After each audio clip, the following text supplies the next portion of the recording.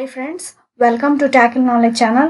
NCERT లో chapter 9 The Living Organisms Characteristics and Habitats part 5 చూద్దాం. Do all organisms show growth? So అన్ని organisms growth అనేది కనిపిస్తదా అని ఇక్కడ క్వశ్చన్ అన్నమాట. Does the kurta you had 4 years back still fit you?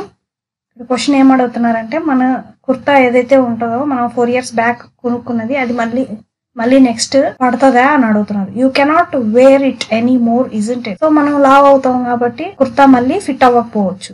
సన్నంగా ఉంటే fit అవుతుంది, సన్నంగా కాకుండా లావ్ అయితే ఫిట్ అవ్వదు. You must have grown taller during these years. కొన్ని సంవత్సరాల తర్వాత మనము పొడుగు అనేది పెరుగుతూ ఉంటాం.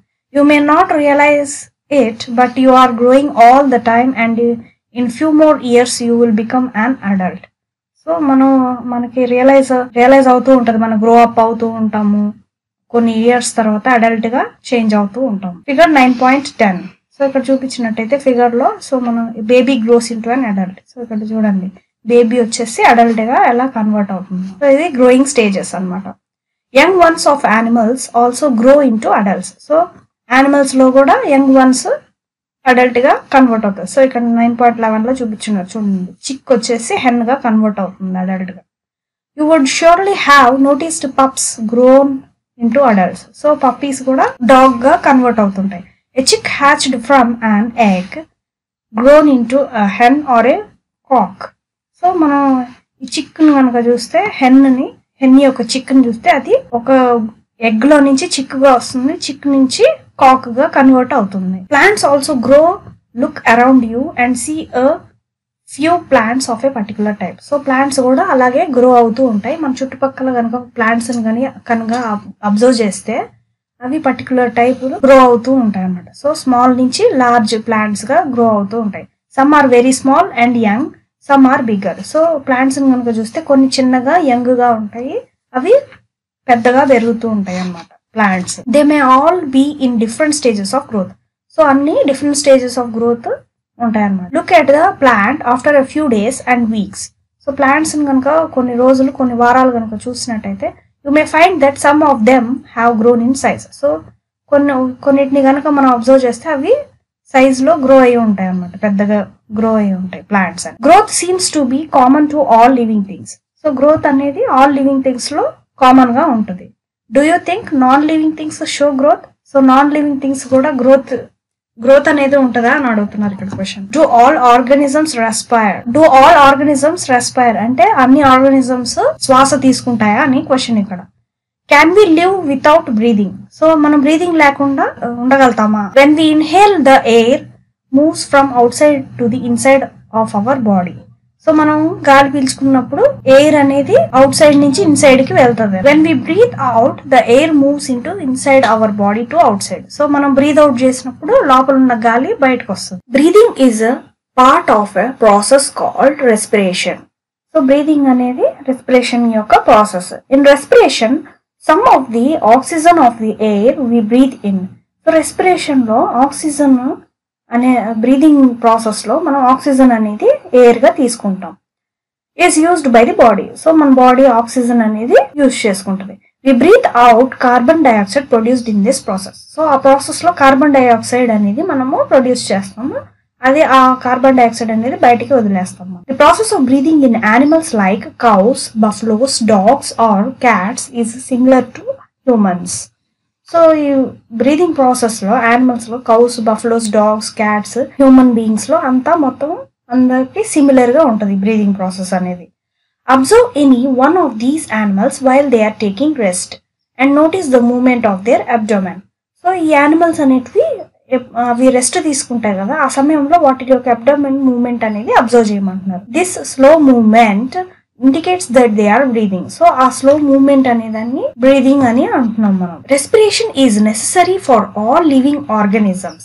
సో రెస్పిరేషన్ అనేది అన్ని లివింగ్ ఆర్గానిజమ్స్ కి ఇంపార్టెంట్ అని, నెసెసరీ అని. It is through respiration that the body finally obtains energy from the food it takes. So ఈ రెస్పిరేషన్ బాడీలో ఉన్న రెస్పిరేషన్ అనేది ఎనర్జీ కోసం, ఫుడ్ నుంచి ఎనర్జీ obtain చేయడానికి ఈ రెస్పిరేషన్ అనేది బాడీకి చాలా అవసరం అన్నమాట. Some animals may have different mechanisms for the exchange of gases, which is a part of the respiration process. So ఇది రెస్పిరేషన్ ప్రాసెస్ యొక్క పార్ట్ ఏంటంటే కొన్ని యానిమల్స్ అనేటివి ఈ గ్యాసెస్ని ఎక్స్చేంజ్ చేస్తాయి అన్నమాట. For example earthworms breathe through the skin. So earthworms అనేది స్కిన్ ద్వారా బ్రీత్ చేస్తాయి. Fish we haven't learned have gills for using oxygen dissolved in water. So fish అనేది వాటర్లో ఉన్న ఆక్సిజన్ ప్రెసెంట్ అయి ఉంటుంది కదా, సో గిల్స్ ద్వారా ఆక్సిజన్ అనేది యూటిలైజ్ చేసుకుంటుంది. The gills absorb oxygen from the air dissolved in water. So gills అనేటివి ఈ ఆక్సిజన్ ని అబ్జర్వ్ చేసుకొని ఆ ఎయిర్ ని వాటర్ లో ఉన్న ఆక్సిజన్ ని గిల్స్ అనేది యూటిలైజ్ చేసుకుంటాయి. Do plants also respire? So plants కూడా రెస్పైర్ చేస్తాయా అని క్వశ్చన్ ఇక్కడ.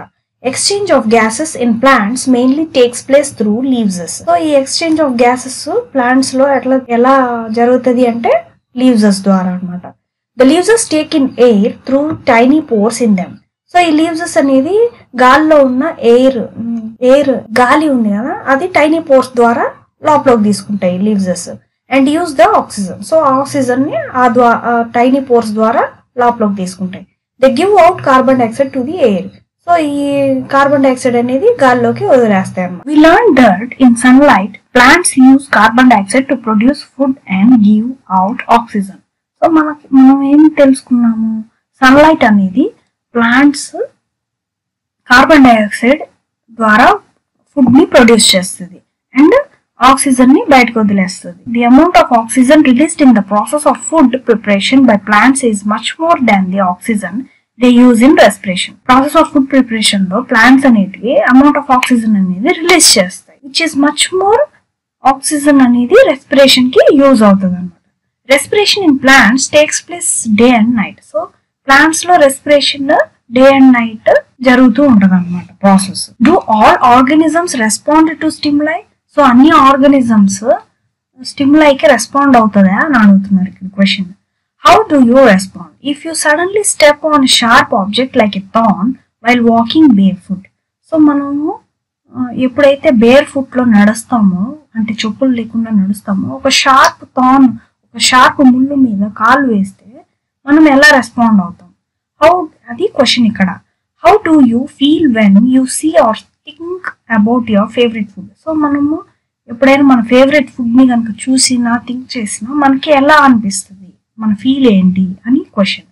You suddenly move from A dark place in to bright sunlight, what happens?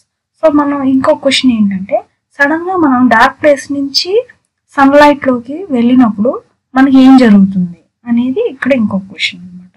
Your eyes shut themselves automatically for a moment till they adjust to the changed bright surroundings. So మన కళ్ళు అనేటివి కొంతసేపు automatic గా shut అయిపోతాయి అన్నమాట. అంటే shut అంటే కళ్ళు మూసుకుంటాం అనమాట. కొద్దిగా మనకి ఆ బ్రైట్నెస్ లోకి, డార్క్ నుంచి బ్రైట్ లోకి వెళ్తున్నప్పుడు మన సరౌండింగ్స్ ని అడ్జస్ట్ చేసుకోవడానికి మన కళ్ళు కొద్దిసేపు షట్ అవుతాయి అన్నమాట. Your favourite food, bright light and a thorn in the above situations are some examples of changes in your surroundings. So ఈ బ్రైట్ లైట్ ఒక థార్న్ యొక్క ఎగ్జాంపుల్ అండ్ మన ఫేవరెట్ ఫుడ్, ఇవన్నీ మన సరౌండింగ్స్ లో కొన్ని ఎగ్జాంపుల్స్ అన్నమాట, సరౌండింగ్ చేంజెస్ యొక్క examples. All of us respond immediately to such changes. So మనం అందరము ఆ సిచ్యువేషన్స్ ని ఇమీడియట్ గా రెస్పాండ్ అవుతూ ఉంటాం. Changes in our surroundings that make us respond to them are called stimuli. So మన సరౌండింగ్స్ లో ఏవైతే చేంజెస్ కి మనం రెస్పాండ్ అవుతామో వాటిల్ని మనము స్టిమ్యులై అని అంటున్నాం. Do other animals also respond to stimuli? So other animals కూడా ఈ స్టిమ్యులైకి రెస్పాండ్ అవుతున్నాయా అని క్వశ్చన్ ఇక్కడ. Observe the behaviour of animals when food is served to them. So animal యొక్క బిహేవియర్ అబ్జర్వ్ చేస్తే, మనం ఎప్పుడైతే ఫుడ్ యానిమల్ కి సర్వ్ చేస్తామో అప్పుడు దాని యొక్క బిహేవియర్ ని మనం అబ్జర్వ్ చేయాలి. Do you find dum suddenly becoming active on seeing the food? So మనం సడన్ గా చూసినట్టయితే ఆ డాగ్ కి ఎప్పుడైతే మనం ఫుడ్ ని సర్వ్ చేస్తామో సడన్ గా అది యాక్టివ్ అయిపోతుంది అనమాట. అది ఎందుకు అని ఇక్కడ క్వశ్చన్ అడుగుతున్నాను. When you move towards a bird, what does it do? So మనం ఎప్పుడైనా బర్డ్ దగ్గరికి వెళ్ళినప్పుడు, రీచ్ అయినప్పుడు అది దాని యొక్క మూమెంట్స్ ఎలా ఉంటుంది, అదొక క్వశ్చన్ ఇక్కడ అడిగారు. Wild animals run away when bright light is flashed towards them. So ఎప్పుడైతే వైల్డ్ యానిమల్స్ కి బ్రైట్ లైట్ అనేది ఫ్లాష్ అవుతుందో వాటి మీద, అవి అక్కడి నుంచి దూరంగా వెళ్ళిపోతాయి అనమాట. Similarly cockroaches begin to move to their hiding places if the light in the kitchen is switched on at night. So similar గా కాక్రోచెస్ కూడా అంతే, ఎప్పుడైతే అవి చీకట్లో బయటికి వస్తాయో మనకు కనిపిస్తూ ఉంటాయి కదా కాక్రోచెస్, సడన్ గా మనం లైట్ వేసినప్పుడు ఆ కాక్రోచెస్ అనేటివి చీకట్లోకి వెళ్ళిపోతాయి అనమాట. Can you give some more examples of responses of animals to stimuli? So ఇంకొన్ని ఎగ్జాంపుల్స్ ఈ రెస్పాన్స్ యానిమల్స్ యొక్క రెస్పాన్స్ స్టిమ్యులైకి ఎగ్జాంపుల్స్ ఇక్కడ అడుగుతున్నారు. ఇంకొన్ని ఎగ్జాంపుల్స్ మీరు ఇవ్వగలరా ఈ స్టిమ్యులైకి అనేసి ఇక్కడ question. Do plants also respond to stimuli? So plants కూడా ఈ స్టిమ్యులైకి రెస్పాండ్ అవుతాయా అని question. Flowers of some plants Bloom only at night. So కొన్ని ఫ్లవర్స్ కనుక చూస్తే అవి నైట్ టైంలోనే బ్లూమ్ అవుతుంటాయి, అంటే తెరుచుకుంటుంటాయి. ఆల్మోస్ట్ ప్లాంట్స్ అనేటివి సన్లైట్ లోనే బ్లూమ్ అవుతుంటాయి అన్నమాట. In some plants flowers close after sunset. So కొన్ని ప్లాంట్స్ మాత్రమే సన్సెట్ తర్వాత అవి తెరుచుకుంటాయి అన్నమాట. In some plants like mimosa commonly known as touch me not. So మనం మిమోసా ప్లాంట్ కనుక చూస్తే అది టచ్ మీ నాట్ ప్లాంట్ కదా. Leaves close or fold when someone touches them. So మనము ఆ లీవ్స్ అనేటివి కనుక చూసినట్టయితే అవి క్లోజ్ ఫోల్డ్ అవుతాయి. ఎప్పుడైనా మనం లీవ్స్ ఓపెన్ లో ఉంటాయి కదా, దాన్ని టచ్ చేసినప్పుడు అవి ఫోల్డ్ అయిపోతాయి. సో అది mimosa plant. These are some examples of respond of plants towards changes in their surroundings. So ఇవి ఎగ్జాంపుల్స్ అన్నమాట, రెస్పాండ్ టు స్టిమ్యులైకి యొక్క ఎగ్జాంపుల్స్. మన సరౌండింగ్స్ లో చేంజెస్ అబ్జర్వ్ చేయడానికి ఇది ఒక కొన్ని ఎగ్జాంపుల్స్.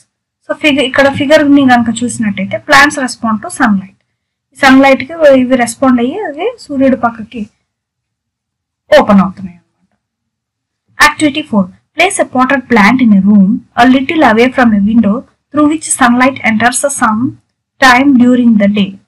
సో ఇట్లా మనం రూమ్ లో కనుక కొంచెం దూరంలో ఇట్లా ప్లాంట్స్ కనుక సన్లైట్ కి అవేగా ఉంచితే అప్పుడు ఈ ప్లాంట్ యొక్క యాక్టివిటీని అబ్జర్వ్ చేయాలి. ఫిగర్ 9.12 లో చూపించారు. Plant respond to light. So ఈ ప్లాంట్స్ అనేటివి లైట్ కి రెస్పాండ్ అవుతూ ఉంటాయి అనమాట. Continue watering the plant for a few days. So ఈ ప్లాంట్స్ కి వాటర్ చేస్తూ ఉండాలి కొన్ని రోజుల వరకు. Does the plant grow upright like plants out in the open? So ఈ ప్లాంట్స్ బయట ఎలాగైతే పెరుగుతాయో అట్లాగే ఈ ప్లాంట్స్ లో కూడా గ్రోత్ ఉంటుందా అని అడుగుతున్నారు. Note the directions in which it bends if it is not growing upright. So ఇక్కడ ఈ డైరెక్షన్స్ ఫ్లవర్స్ యొక్క డైరెక్షన్స్ ఎప్పుడైతే సన్లైట్ పడుతుందో అప్పుడు ఈ ఫ్లవర్స్ ఆ సన్లైట్ సైడ్ కి డైరెక్షన్ చేంజ్ చేసుకుని బెండ్ అవుతాయి అన్నమాట. సో ఇది మనము నోట్బుక్ లో ఈ డైరెక్షన్స్ ని నోట్ చేసుకోవాలి. Do you think this may be in response to some stimulus? So ఈ రెస్పాన్స్ అనేది స్టిమ్యులస్ యొక్క రెస్పాన్స్ అని అడుగుతున్నారు ఇక్కడ question. On living things respond to changes around them. So అన్ని లివింగ్ థింగ్స్ అనేది ఈ స్టిమ్యులైకి రెస్పాండ్ అవుతుంది, మన చుట్టుపక్కల స్టిమ్యులైకి రెస్పాండ్ అవుతాయి అన్నమాట అన్ని లివింగ్ థింగ్స్. ఓకేనా? So next, living organisms and excretion. All organisms need food. So అన్ని ఆర్గానిజమ్స్ కి ఫుడ్ అనేది అవసరం. Not all the food that is eaten is completely used, only a part it is utilised by the body. So food మొత్తం complete గా మన body అనేది తినంగానే utilise అవ్వదు. సో కొంత పార్ట్ వరకే మన బాడీ అనేది యూటిలైజ్ చేసుకుంటుంది. What happens to the rest? So మిగతాది ఏమవుతుంది అని క్వశ్చన్ ఇక్కడ. This has to be removed from the body as a waste. So remaining part వచ్చేసి బాడీ వేస్ట్ రూపంలో బయటికి రిమూవ్ చేస్తుంది. Our body produces some waste in other life processes also. So మన body అనేది సమ్ వేస్ట్ అనేది ఈ process ద్వారా బయటికి తీసేస్తుంది అనమాట. The process of getting rid of waste by organisms is known as excretion. So ఈ ప్రాసెస్ ఏదైతే వేస్ట్ ఉందో మన బాడీలో ప్రెసెంట్ అవి అది ఈ ప్రాసెస్ ద్వారా ఒక ప్రాసెస్ ద్వారా బయటికి వెళ్ళిపోతుందో దాన్ని మనం ఎక్స్క్రీషన్ అని అంటున్నాం. Do plants also excrete? So ఈ రకంగానే ప్లాంట్స్ కూడా ఎక్స్క్రీట్ చేస్తాయా అని క్వశ్చన్ అడుగుతున్నారు. They do but not as seen in animals. అవి కూడా ఎక్స్క్రీట్ చేస్తాయి కానీ యానిమల్స్ లాగా కాదనమాట. The mechanisms in plants are a little different. So ఈ plants లో ఈ mechanism అనేది కొద్దిగా different గా ఉంటుంది. Some plants find it possible to store the waste products within their parts in a way that they do not harm the plant as a whole. So కొన్ని plants కనుక చూస్తే వాటికి వేస్ట్ అనేది store చేసుకుంటాయి అన్నమాట products గా. So ఆ products ని అవి ఎనర్జీగా కన్వర్ట్ చేసుకుంటాయి. హోల్ ప్లాంట్ కి ఎనర్జీగా యూటిలైజ్ చేసుకోవడానికి అవి కొంచెం స్టోర్ చేసుకుంటాయి అన్నమాట ఈ వేస్ట్ ప్రోడక్ట్స్ ని. Some plants remove waste products as a secretion. So కొన్ని ప్లాంట్స్ వచ్చేసి ఈ వేస్ట్ ప్రోడక్ట్స్ ని సెక్రిషన్స్ గా రిమూవ్ చేసేస్తాయి. Excretion is another characteristics common to all organisms. So ఈ ఎక్స్క్రీషన్ అనేది అనదర్ క్యారెక్టరిస్టిక్స్ అన్నమాట అన్ని ఆర్గానిజమ్స్ కి. ఓకేనా? So next, do all organisms reproduce their own kind? So అన్ని ఆర్గానిజమ్స్ రిప్రొడ్యూస్ చేస్తాయా సేమ్ కైండ్ గా అని క్వశ్చన్ ఇక్కడ. Have you ever seen NEFT of some birds like pigeons? So మీరు ఎప్పుడైనా పిజియన్స్ యొక్క నెస్ట్ చూసారా అని అడుగుతున్నారు. Many birds lay their eggs in the nest. So అన్ని బర్డ్స్ అన్ని వాటి యొక్క ఎగ్స్ ని నెస్ట్ లో ప్రొటెక్ట్ చేసుకుంటాయి. Some of the eggs hatch and young one come out of them. So కొన్ని గుడ్లు హ్యాచ్ చేసి అవి యంగ్ వన్స్ గా కన్వర్ట్ అవుతాయి అన్నమాట. సో ఇక్కడ 9.13 లో చూపించున్నారు చూడండి. Birds lay eggs which after hatching produce young ones. So ఏ వచ్చేసి హ్యాచింగ్ ప్రాసెస్, బి వచ్చేసి చూడండి ఈ ఎగ్స్ లో నుంచి బర్డ్స్ అనేటివి యంగ్ వన్స్ అనేటివి వచ్చాయన్నమాట. సో దాని తర్వాత ఈ బర్డ్స్ అనేటివి వాటికి ఫుడ్ తెచ్చి పెడుతూ ఉంటాయి అన్నమాట యంగ్ వన్స్ కి. Animals reproduce their own kind. So animals అనేటివి రిప్రొడ్యూస్ చేయడం అవి సొంతంగా రిప్రొడ్యూస్ చేస్తాయి. The mode of reproduction may be different in different animals. So ఈ మోడ్ ఆఫ్ రిప్రొడక్షన్ అనేది డిఫరెంట్ గా ఉంటుంది డిఫరెంట్ యానిమల్స్ లో. Some animals produce there young once through eggs. So కొన్ని యానిమల్స్ అనేటివి యంగ్ వన్స్ ని ఎగ్స్ లో నుంచి బయటికి తీసుకొస్తాయి. సమ్ యానిమల్స్ అనేటివి బర్త్ రూపంలో బయటికి ఇస్తాయి. Some animals give birth to the young ones. So కొన్ని యానిమల్స్ అనేటివి యంగ్ వన్స్ కి బర్త్ ని ఇస్తాయి అన్నమాట. ఫిగర్ 9.14. సో ఇక్కడ చూసినట్టయితే డాగ్ కూడా బర్త్ ని ఇస్తుంది, క్యాట్ కూడా బర్త్ ని ఇస్తుంది, కౌ కూడా బర్త్ ని ఇస్తుంది అనమాట యానిమల్స్ ని. Some animals which give birth to their young ones. ఓకేనా? నెక్స్ట్ క్లాస్ లో చూద్దామండి. Okay friends, thanks for watching. మీకు కనుక నా వీడియో నచ్చినట్టయితే please like, share, subscribe and helpful అనిపిస్తే మీ ఫ్రెండ్స్ కూడా షేర్ చేయండి. Thank you so much. Bye.